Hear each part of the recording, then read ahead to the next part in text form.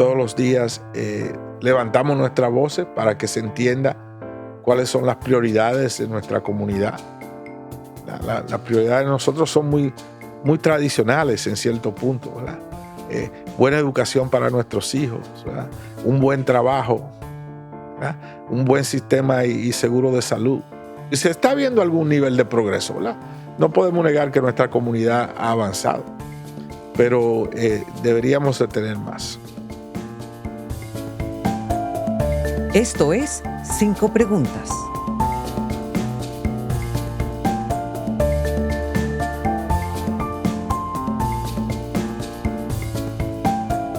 Hola, ¿qué tal? Yo soy María Elena Salinas. Gracias por acompañarnos. No hay duda que la representación es importante, especialmente en la política. Nuestro invitado hoy tiene uno de los puestos de liderazgo más importantes para los hispanos dentro de la política en nuestro país. Él es el primer dominicano-americano en servir en la Cámara de Representantes de los Estados Unidos, sirvió en el Senado del Estado de Nueva York y es el primer inmigrante elegido al Congreso que en algún momento fue indocumentado. Ahora dirige el Caucus Hispano del Congreso, Congressional Hispanic Caucus, o sea, el grupo de legisladores latinos demócratas que se unen para avanzar una agenda legislativa que vela por los intereses de nuestra comunidad. Le damos la bienvenida al representante Adriano Espaillat. Gracias, ¿Cómo María. está? Muy bien, gracias por invitarme al podcast. Yo tenía muchas ganas de conocerlo. He seguido su carrera, pero no lo había conocido personalmente. Gracias por invitarme. Pregunta 1. Antes de hablar sobre lo que representa el Caucus Hispano del Congreso y qué es lo que hacen para nuestra comunidad, cuénteme un poco sobre usted, cómo llegó, cuándo llegó con su familia a los Estados Unidos. Sí, bueno, nosotros llegamos en los años 60, en el 64, al final del 64. Yo llegué como niño, ya mis abuelos vivían en Estados Unidos, en Nueva York, antes de yo nacer incluso. Y nosotros llegamos a Nueva York con una visa de visita. Nos quedamos más tiempo de la visa, naturalmente, nos encontramos sin los documentos y eventualmente tuvimos que volver a República Dominicana a conseguir nuestra residencia legal para los Estados Unidos. Entonces estuvo como indocumentado poco tiempo. Sí, en poco Estados tiempo, Unidos. pero eran tiempos donde habían incertidumbres, como ahora también en lo que es la inmigración, sí. ¿Y cómo logró conseguir la residencia regresando a Dominicana? Porque no es tan fácil. ¿O era más fácil para un Era dominicano? mucho más fácil en esos tiempos. Sí, habían ya. Yo recuerdo que mis padres, ¿verdad?, tenían que presentar un contrato de trabajo, tenían que presentar realmente algún tipo de seguridad de que iban a trabajar y iban a poder sostener su familia, que tenían familiares ahí. Nuestros abuelos estaban ahí ya por mucho tiempo y otras familias. O sea que fue mucho más fácil, yo diría, que ahora. ¿Cómo fueron esos primeros años? Difícil porque era un Nueva York diferente, no era un Nueva York bilingüe, no era un Nueva York que hablaba español como lo es ahora. Por ejemplo, perdimos un grado de la escuela, nos quitaban un grado cuando llegábamos. No obstante que yo era buen estudiante en República Dominicana, perdí ese grado y también las clases eran monolingües, no eran bilingües. O sea que tuve que quedarme ahí un par de años atrás del salón de clase hasta que pude descifrar qué era lo que estaba diciendo la maestra, ¿verdad? También era un tiempo donde la fuente de empleos para nuestra comunidad eran realmente las factorías. Mi abuela trabajó en una factoría de costura y mi abuelo trabajó en una factoría de los lentes Ray-Ban. Mi papá trabajó en una tienda y eventualmente se convirtió dueño de su propio negocio. Y mi mamá se quedaba en la casa y nos cuidaba a nosotros. De manera que era un tiempo diferente, pero yo diría que no era tan agresivo como veo ahora. Era un Nueva York a lo mejor más acogedor porque se necesitaba la mano de obra. Es curioso, pero escuchándolo describir su experiencia migratoria me recuerda también a la mía, porque, bueno, yo nací en Los Ángeles, pero de niña fuimos a vivir a la Ciudad de México y regresé Sí. a Estados Unidos sin hablar inglés. Y también se me hizo bastante difícil aprender el inglés, aunque yo estaba chiquita, pero sí se me hizo difícil aprender. Y mi mamá también era costurera. También Sí, trabajó en una hay fábrica. muchas cosas. De hecho, yo también trabajé, ese fue mi primer trabajo, trabajar en una fábrica de ropa. Sí, imagínese, mi abuela trabajaba para una diseñadora y nosotros nos sentíamos muy orgullosos de que ella trabajaba como para directamente como costurera especial de esa diseñadora, porque ella era una maestra en la costura. Mm, Fue entrenada en República Dominicana. claro. Y mi abuelo trabajaba en los Ray-Bans. Nosotros éramos los únicos niños que teníamos esos lentes de béisbol que se bajan para Muy abajo. chic, Sí. muy chic desde chiquito. Sí, así es, así ¿De es. qué forma influyó su experiencia migratoria con su interés en la política y su trabajo político? Fíjese, es una buena pregunta porque eso fue el tiempo de la guerra de Vietnam, que fue yo diría la primera guerra que fue televisada, ¿verdad? Ya. Porque a las 6 de la tarde la noticia pasaban todos los sucesos de la guerra de Vietnam ese día o el día antes. Y todos nosotros veíamos y había una especie de temor en mi casa de que cuando nosotros cumplíamos 18 años teníamos que conseguir el draft card, que era la tarjeta de ingresar al ejército y que podían mandarnos a nosotros a la guerra. Entonces, ese debate tan fuerte que dividió al país y sacudió al país, a los Estados Unidos, la guerra de Vietnam, más la lucha de los derechos civiles. Yo recuerdo el día que mataron a Martin Luther King, nos mandaron a la casa de la escuela. Y también la guerra de abril de República Dominicana había concluido y muchos de los revolucionarios que batallaron en esa gesta de abril se ubicaron, llegaron a Estados Unidos, a Nueva York en particular, y vivían en el mismo vecindario de nosotros. Entonces, toda esa convulsión yo creo que no me dio otra alternativa de que me gustara la política. Ya. Sí. Quiero hacer algo, quiero tener una voz. Así Y empezó, es. por supuesto, en la política estatal de Nueva York. Sí. Bueno, primero como activista. Yo diría que primero sirviéndole de intérprete a las amigas y los familiares de nosotros, y las amigas de mi abuela, cuando tenían que ir a una cita a alguna agencia o oficina gubernamental. Por tal razón, cuando llegué yo a Albany, a la capital del estado, al gobierno estatal, una de mis primeras legislaciones fue demandar que los hospitales ofrecieran traducciones a los pacientes, ¿verdad? Pero también yo diría que durante esos tiempos habían otros temas de gran importancia también, aparte de la guerra de Vietnam, de los derechos civiles. Yo como joven también conseguí mi primer trabajo de verano. Eso era una lucha también para que los jóvenes pudieran tener oportunidades de empleo, ya jóvenes adolescentes, ¿verdad? Prepararlos para mañana. Claro. Y eso fue una gran experiencia también. O sea, desde muy joven tenía ese llamado a la entrega, a la ayuda, al servicio público. Ahora sí vamos a hablar un poquito de política. Pregunta 2. ¿Qué es exactamente el caucus hispano del Congreso?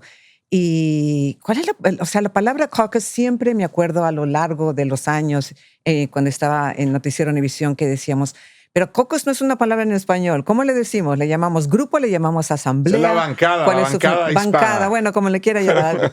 El caucus, por falta de una Sí. mejor palabra. ¿Qué es exactamente y cuál es su función? Bueno, somos 43 miembros del Congreso, incluyendo 4 senadores, y somos la voz de los legisladores latinos, demócratas, en el Congreso, y tenemos nuestra propia agenda que tratamos de impulsar frente al liderazgo demócrata del Congreso de los Estados Unidos, tanto en el Senado como en la Cámara de Representantes. Todos los años tenemos un retiro, establecemos y renovamos las agendas nuestras para este año, esta sesión legislativa, que son 2 años, y tratamos de impulsar legislación, políticas públicas y también nuestra justa porción del presupuesto que le corresponde a nuestra comunidad. Si son representantes de los votantes latinos, ¿cómo beneficia actualmente a la comunidad latina?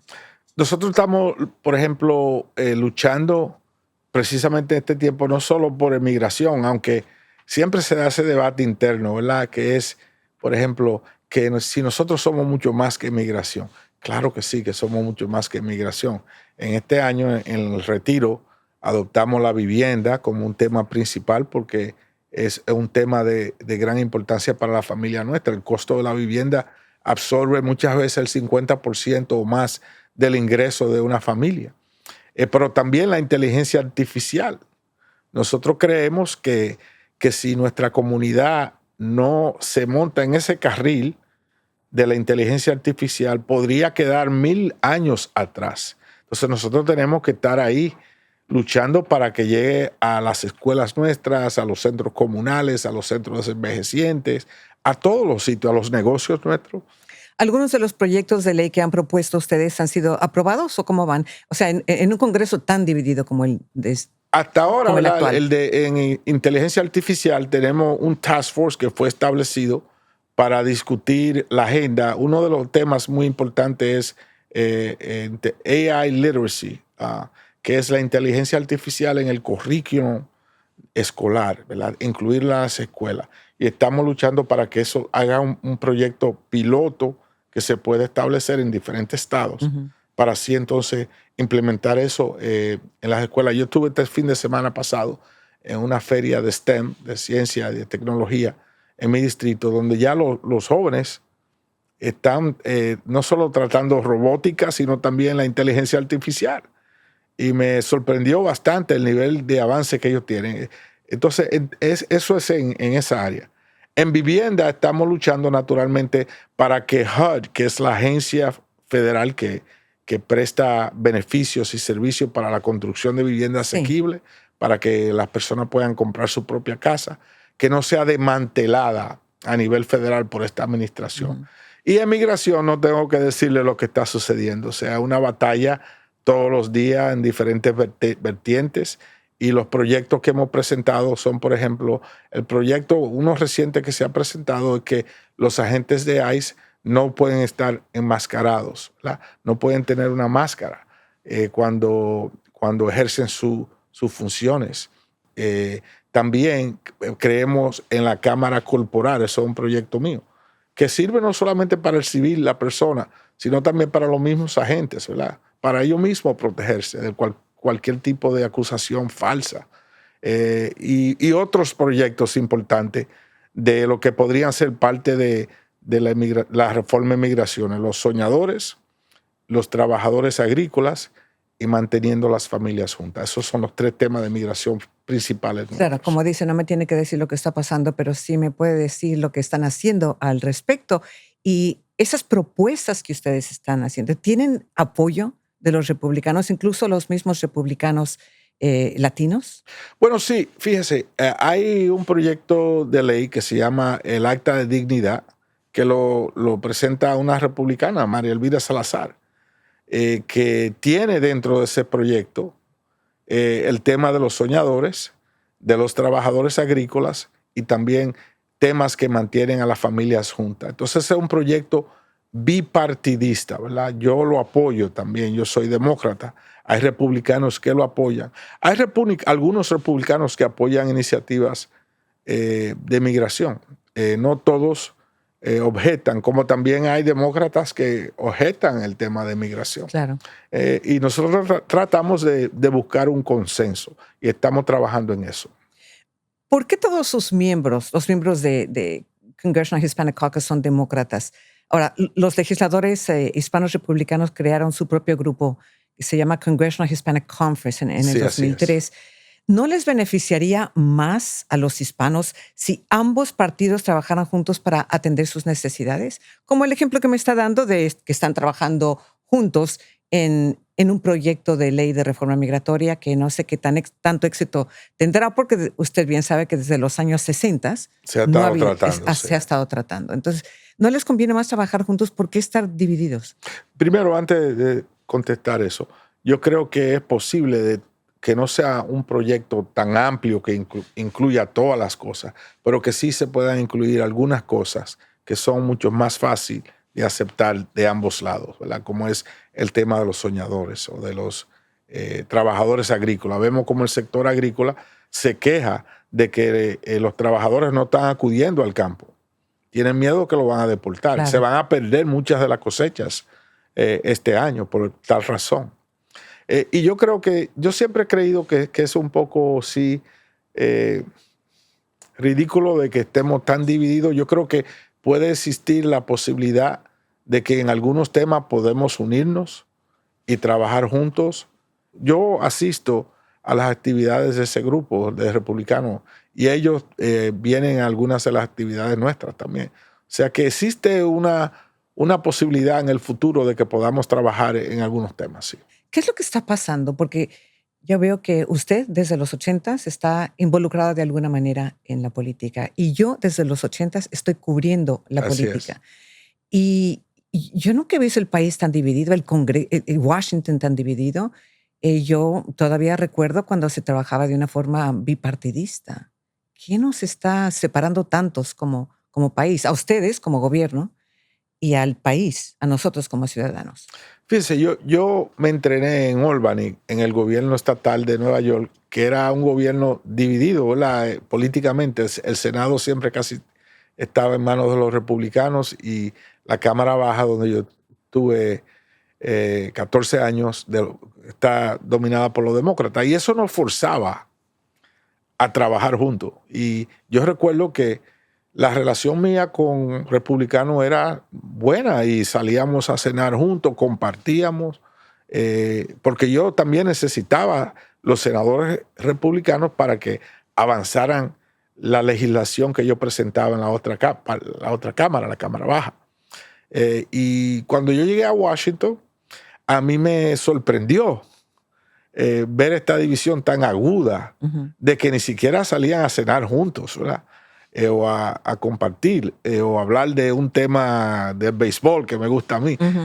Pero yo creo que ahora sí está profundamente dividido.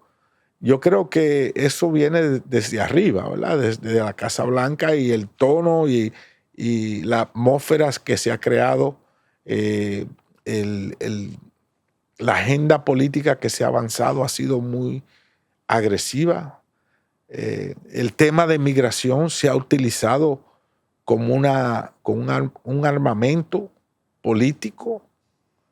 Cada 4 años se recurre ahí. Se dice que no se resuelve el problema porque ellos quieren, ambos lados, quieren retornar ahí en 4 años y utilizarlo de nuevo como un armamento político. Claro. Entonces, y es una pena porque en realidad yo creo que no se dan cuenta de las consecuencias que hay. Son consecuencias las consecuencias reales. Humanas que hay para las familias, las consecuencias económicas que va a haber para el país, pero sobre todo cómo están destruyendo lo que es, no sé, este país tan... La mística de los Estados Unidos se está disluyendo, sino destruyendo, que era una mística de... Yo oí los otros días que alguien que dijo, si se cierra la puerta, se apaga el sueño. La puerta no puede mantenerse cerrada.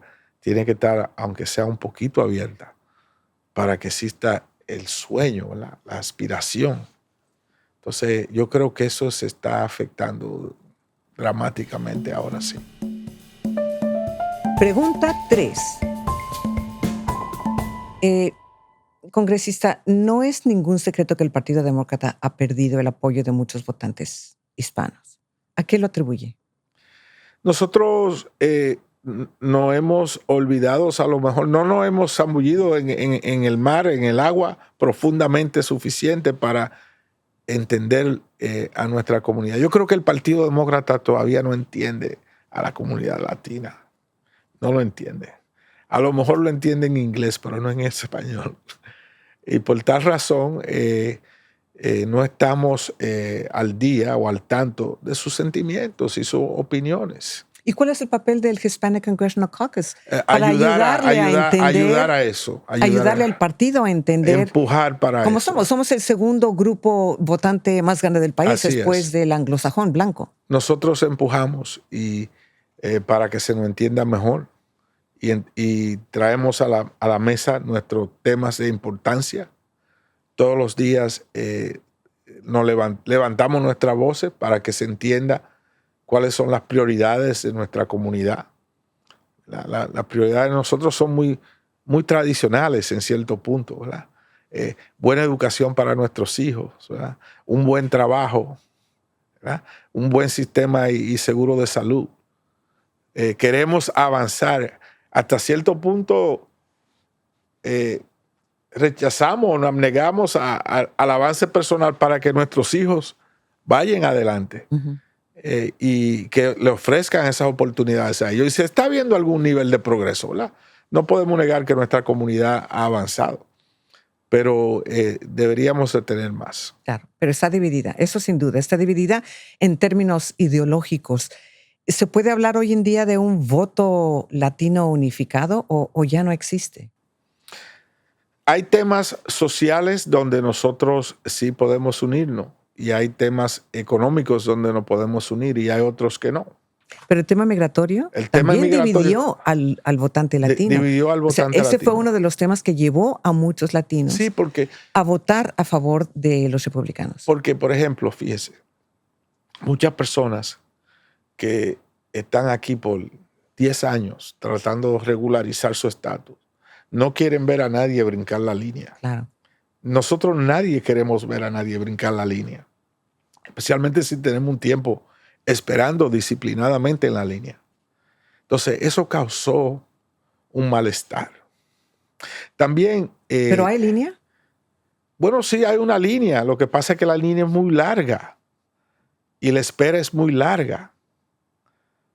Y a veces las personas se cansan y si ven a otro brincar la línea, entonces es algo, un malestar, crea un malestar. Pero por otro lado también, con el tema de migración, las imágenes que fueron captadas en la frontera también crearon un malestar. Y la retórica de que el nombre inmigrante se quiso ser sinónimo a un delincuente, a un criminal, también causó un malestar, cuando ese no es el caso. Yo no conozco ningún inmigrante que sale de su casa y dice, bueno, déjame ver cómo yo caigo preso hoy Sí, para que claro. me deporten. Es todo lo contrario. Los datos enseñan que son más apegados a la ley que los mismos ciudadanos americanos. Pero entonces el pueblo americano, incluyendo a los latinos, están cayendo en la trampa de la retórica que dice que aquí entraron millones de criminales y que los Sí, yo dejaron creo que sí. salir de los manicomios y que vienen a envenenar la sangre de nuestro pueblo, lo cual se me hace lo más ridículo del mundo, porque eso quiere decir que si un indocumentado está envenenando la sangre de nuestro pueblo, entonces el día que consiga una visa deja de ser venenoso, ¿o qué? Bueno, una mentira se dice 1000 veces y entonces se convierte en una verdad para muchas personas. Y yo creo que sí. Y Interesante. Vamos a repetir eso. Si una mentira se dice 1000 veces, se convierte en realidad. Se convierte en realidad. En la mente de algunos. En la mente de algunos. Entonces, nosotros tenemos que hacer un trabajo fuerte para decir, por ejemplo, los soñadores, que son jóvenes, que son enfermeras, maestros, dueños de su propio negocio, hasta dueños de sus propias casas. ¿Cómo podemos regularizarlo a ellos? Porque ellos pagan impuestos y no han violentado la ley. La regla dice que tú no puedes regularizarte si violentaste la ley.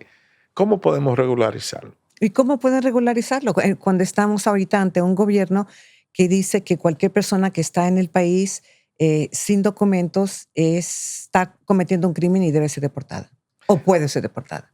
Entonces, yo creo que la gran mayoría de americanos entienden que un niño que sus padres lo trajeron aquí a los 2 o 3 años y ahora es maestra o es enfermera, merece una oportunidad. Ahí están los trabajadores agrícolas, que el sector agrícola de este país lo necesita esa mano de obra. Y nosotros lo necesitamos porque si no vamos a pagar más en el supermercado, en la bodega. Y como nosotros también abogamos por mantener las familias juntas. Nadie quiere ver una familia separada, porque una familia separada es una familia frágil y hace a una nación frágil. esos tres temas yo creo que son sensibles, son prácticos y que el pueblo lo puede entender. Todo el mundo. Si está creciendo la diversidad de ideas entre los votantes latinos, ¿considera que es necesario que el caucus hispano o la asamblea hispana o La bancada. la bancada hispana, pues también adapte sus posturas para reflejar un giro más centrista? Nosotros somos una entidad de techo amplio y yo creo que eso es lo que nos hace fuerte y tenemos opiniones diversas. Dentro del caucus está Alexandria Ocasio-Cortez, que es de perfil progresista. Está Vicente González, que representa un distrito fronterizo en McAllen, Texas, que es más moderado, más centrista. Hay personas que representan distritos rurales, hay otros que representan el área de Chicago o de la Florida. O sea, que venimos... Entonces depende mucho del distrito que represente, porque al Naturalmente, fin y al cabo a usted lo eligieron para representar a su naturalmente, distrito y sí. usted tiene que velar por los intereses de su distrito y Así no es. del país entero. Bueno, y tratamos de también, dentro de esa diversidad, Ujú. de buscar temas en común. Y lo hacemos cuando desarrollamos nuestra plataforma. O sea, pero somos como la misma bancada demócrata, somos un grupo muy diverso, con diversas opiniones y muy difícil a veces de llegar a un consenso por razón de que representamos diferentes puntos de vista. Hablando de las elecciones, es virtualmente imposible hablar de un solo factor que llevó a la derrota del Partido Demócrata en el 2024, porque hubo varios factores, ¿no? Pero sí se habló de que el Partido Demócrata había perdido su identidad. ¿Hay una crisis de identidad dentro del Partido Demócrata en este momento? Yo creo que nuestro partido sigue siendo un partido esencialmente que apoya a los trabajadores, que apoya el derecho de que una persona sea parte de un sindicato, que apoya los derechos reproductivos de la mujer y el derecho de una mujer determinar lo que hace con su propio cuerpo, que apoya también a los emigrantes en su gran medida, apoya los temas de reforma migratoria, que apoya a los pequeños negocios y un sistema de salud que le brinde servicios de primera calidad a la clase trabajadora como a cualquier otra persona. Pero la clase trabajadora votó por el presidente Trump. Entonces, los republicanos ahora se están presentando como el partido de los trabajadores. ¿Qué está pasando? Bueno, se presentan así, pero si vemos actualmente lo que está sucediendo, que es que se presentan grandes recortes en la área de, por ejemplo, de Medicaid, que es el seguro público de la clase trabajadora, de Medicare, que es el seguro público para los envejecientes, de los cupones de alimentos, que es importante para madres solteras, para los mismos envejecientes y otras familias. Ujú. También el Social Security, que es el plan de retiro de una persona. Cuando vemos todo eso y vemos el asalto, por ejemplo, en la agencia HUD, que es la agencia de vivienda, ellos proponen un recorte de 51%, o sea, van a recortar el presupuesto de esa agencia por más de la mitad. Entonces, ¿para qué? Para darle una exención de impuestos a los súper ricos que apoyan a ese partido. Entonces, la retórica es una cosa, pero la práctica es otra. Y vemos muy claro ahora cuál es la estrategia. La estrategia es de recortar servicios básicos. O sea, el tema de Medicaid es un tema de vida o muerte. Sí. Si recortan el Medicaid, una persona puede perder los servicios médicos que necesita para mantenerse vivo. Tan sencillo como eso. Pregunta 4. Vamos a seguir también con algunas críticas que ha recibido el Partido Demócrata por las pasadas elecciones. Después hablamos de las futuras elecciones, ¿Cómo pero no? ahora de las pasadas elecciones. Muchos consideran que el partido estaba pues sentado en sus laureles, dormido en sus laureles, pensando que los votantes iban a rechazar la retórica negativa de Trump y que no había manera que la gente iba a votar por una retórica tan negativa. Y no fue así. ¿Se equivocaron? Nos equivocamos de muchas maneras. Yo creo que comienza no necesariamente ahí. Comienza con nuestra inhabilidad de trazar un mensaje efectivo sobre las cosas que logramos durante la administración de Biden, que en mi opinión fue una administración que logró muchas cosas. Porque, por ejemplo, Biden invirtió $1 trillón para la infraestructura de este país. Y si vamos línea por línea en el área del costo de la medicina, le puso un tope al costo de la insulina, que antes costaba a lo mejor 300, 400, hasta $500 al mes, y la puso a $35 al mes, y otras medicinas importantes, la creación de empleos y otras iniciativas en el ambiente invirtió más que nunca. El Partido Demócrata no supo llevar ese mensaje a cada hogar. Entonces, antes de pasar lo del mensaje, es un hecho que de todos los países afectados por la pandemia, el que se recuperó más rápido, y no está completamente recuperado, pero fue Estados Unidos, de que la economía también se recuperó. Esos son hechos, de que teníamos una economía fuerte, pero otra cosa es la percepción. Y la percepción era de que el presidente Biden había hundido al país y que nos estaba llevando a la bancarrota. O sea, ahí había un problema entre lo que era la verdad y los hechos y lo que era la percepción. Entonces, ¿cómo luchar contra eso? ¿Cómo luchar contra la percepción? Bueno, la percepción, lo que la gente siente y ve. La percepción fue que sí existió y existe todavía una inflación terca que no quería desaparecer. Y cuando no importaba lo que decían, si uno iba y llenaba su tanque de gasolina del vehículo y era muy caro, entonces ese no era el caso. Si uno iba al supermercado a hacer una compra y con $200 uno volvía con 2 funditas llenas de 2 o 3 artículos, entonces la realidad no era esa. No obstante a lo que se decía, las familias, los americanos tenían una experiencia muy diferente y el otro lado supo explotar eso. En conclusión, el Partido Demócrata tiene que, y nosotros como cocos hispanos estamos viendo cuáles son las estrategias nuevas de comunicación que debemos de adoptar para poder ser más efectivos con la población que representamos. Y son sencillas en algunos casos.